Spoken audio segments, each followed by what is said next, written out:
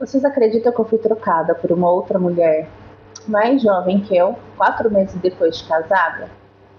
Pois bem, eu conheci esse rapaz através do círculo de amizade da minha filha. Ela sempre foi uma garota muito popular, sempre teve um grupo muito grande de amigos. E como nós duas só temos 15 anos de diferença de idade uma da outra, eu tinha essa facilidade, né, de conviver com eles. E teve um em particular, né, que frequentava mais a minha casa e acabou havendo um interesse, né, de um pelo outro. E nesse interesse acabou acontecendo um relacionamento. E nós fizemos tudo direitinho, conforme manda os mandamentos, né? Eu sempre fui cristã e ele frequentava uma outra igreja na época, mas aí ele passou a congregar na mesma igreja que eu, ele se batizou nas águas, então nós namoramos, noivamos e casamos, tudo certinho. Apesar de ter feito tudo certo, 4 meses depois ele me arruma um emprego numa outra empresa, porque ele ficou desempregado nesse período e ele começou a trabalhar numa outra empresa. E ali também trabalhavam alguns irmãos da nossa congregação. E ele, trabalhando nessa empresa, de repente ele fez uma amizade com uma moça lá, e ele ficava pelos cantos da empresa, conversando com ela e tal, e até inclusive o líder, né, do grupo que ele fazia parte da igreja, era líder dele também dentro da empresa. Chegou a conversar com ele a respeito, que não era legal, afinal de contas ele era um homem casado e tal, e a desculpa era que eles só eram amigos, não tinham mais nada que isso. Chegou até mim, né, essa história, conversei com ele, tentei resolver da melhor maneira, ele disse que eu era louca, como sempre, né, nós somos as problemáticas de um relacionamento, que eu estava ouvindo demais os outros e vendo coisas onde não existiam. Até então eu relevei, deixei passar, mas depois de um tempo, essa amizade entre os dois começou a ficar muito maior. Até que no intervalo do trabalho deles, ele foi visto beijando essa moça.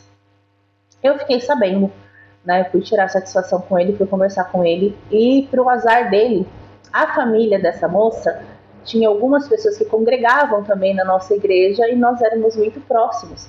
Então eu sabia, né, exatamente tudo o que estava acontecendo. E quando eu fui conversar com ele, ele também não negou nada. Disse que havia se apaixonado por ela e que ele queria sair de casa porque ele queria viver uma história com ela. Tava tudo bem, né? Nós brigamos. Eu confesso que eu surtei, né? Quebrei quase tudo dentro de casa.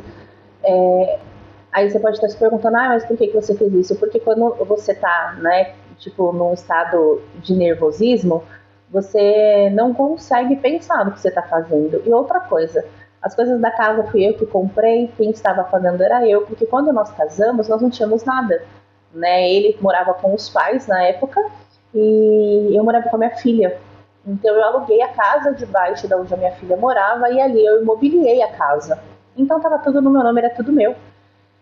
E quando ele saiu de casa, ele me deixou com todas as dívidas. Né? Não era só a casa, era muito mais. Era dívida de aluguel, água, luz, móveis e tinha outras contas também aleatórias. Eu sei que eu fiquei com toda a responsabilidade financeira da casa. E ele queria levar algumas coisas da casa. Eu falei, não, do mesmo jeito que você entrou aqui, só com a roupa do corpo e uma mala, daqui você vai sair do mesmo jeito.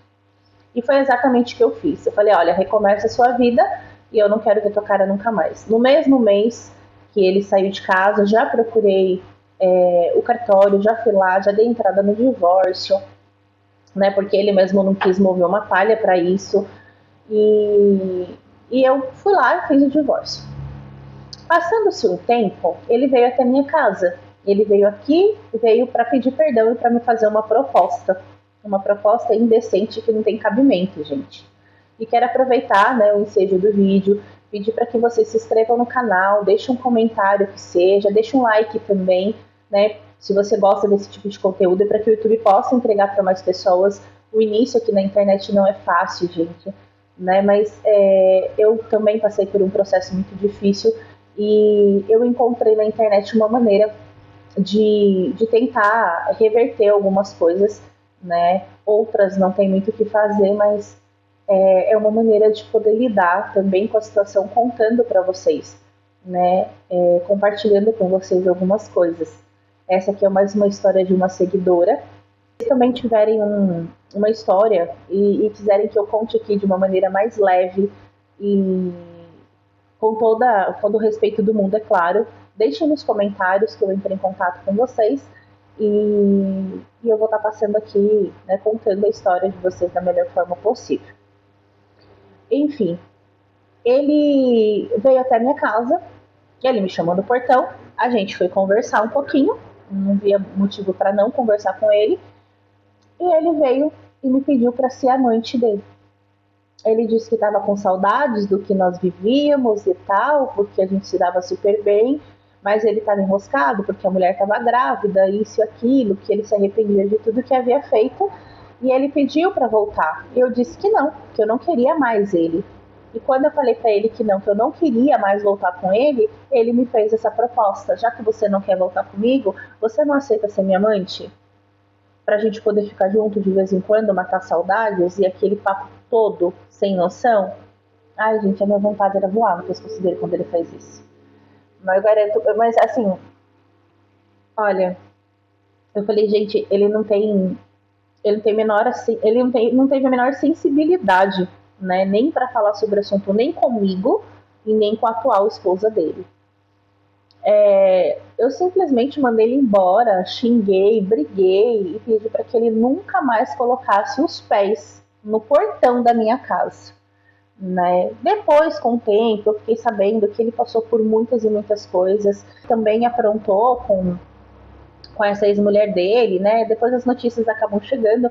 Então dá para perceber que não era exatamente, né, a questão de você tomou uma decisão precipitada, mas é porque a pessoa, na verdade, não quis mudança. E quando a pessoa não quer mudança, não adianta, você não muda ninguém. Você consegue mostrar o caminho e a pessoa toma a decisão se ela quer aquilo para ela ou não.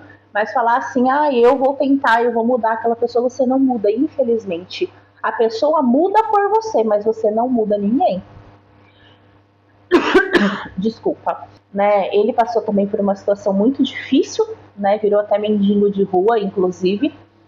E eu simplesmente descansei no Senhor e falei, eu aprendi isso a duras penas, na verdade, né? E a história de hoje é essa, gente. Semelhante, saiba que você não é a primeira e não vai ser a última.